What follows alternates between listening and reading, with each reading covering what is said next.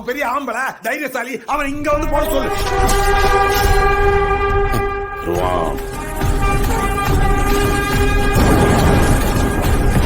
ஏய் மாதிரி வருவான், இறங்கி செய்வான்.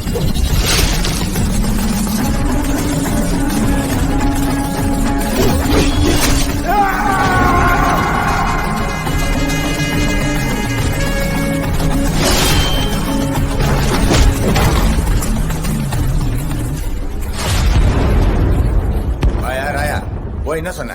தப்புன்னு கேஸ வாபஸ் வாங்கிட்டான். கெஞ்சி கேட்டேன் சார். உசிரே நீதானே நீதானே நடலாமோ